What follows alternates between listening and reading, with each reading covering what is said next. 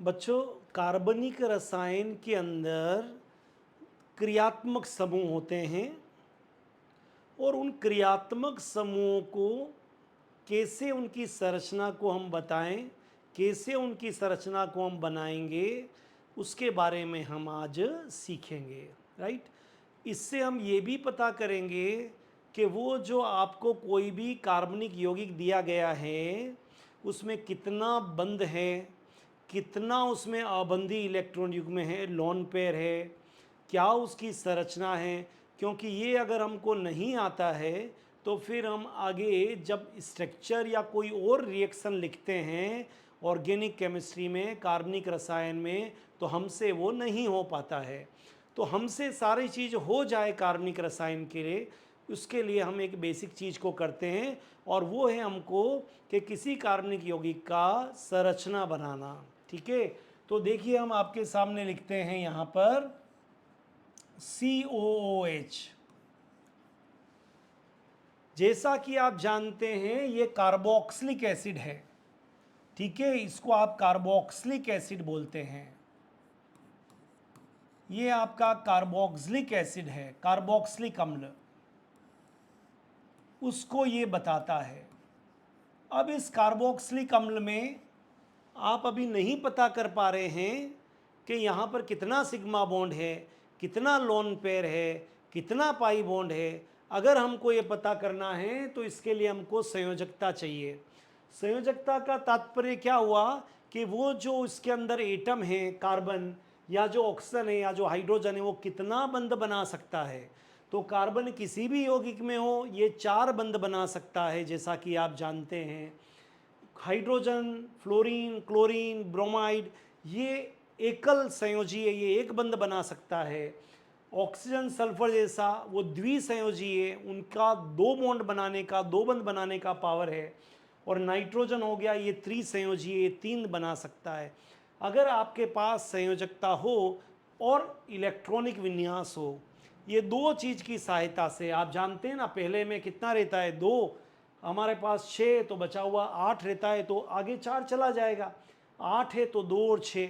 तो अगर हमको इलेक्ट्रॉनिक विन्यास और संयोजकता आती है तो हम इस प्रॉब्लम को सॉल्व कर सकते हैं। तो देखिए, कार्बन का संयोजकता कितना होता है 4, ऑक्सीजन का कितना है 2।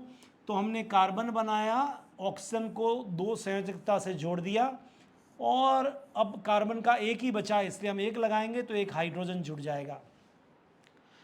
कार्बन का 1 2 3 4 हो गया, ऑक्सीजन का 2 हो गया।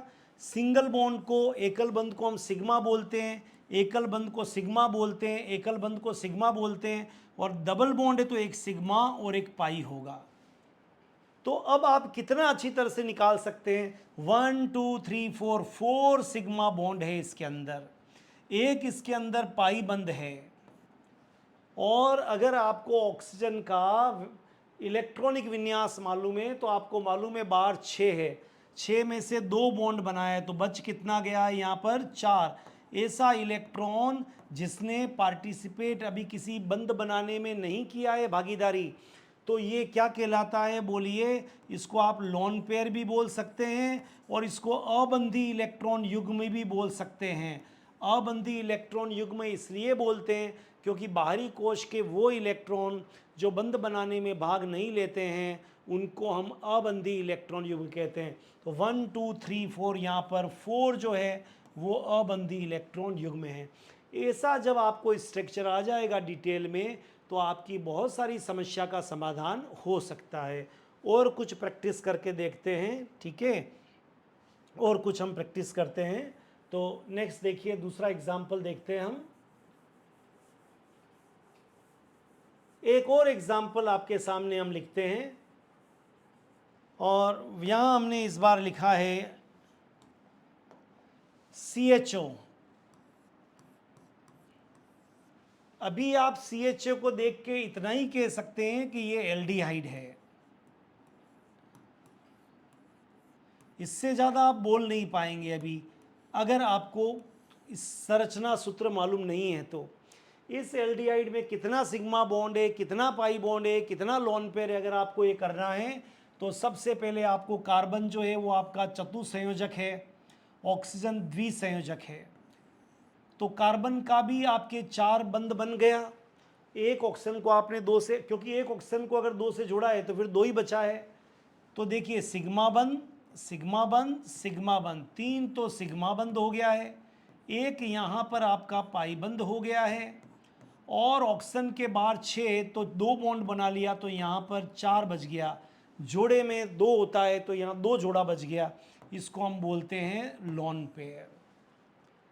तो आपका संरचना आप इस तरह से बना सकते हैं। देखिए और करते हैं, और करके देख लीजिए। तो आप देखिएगा इधर आपने साइनाइड लिखा है, इसको हम साइनाइड बोलते हैं।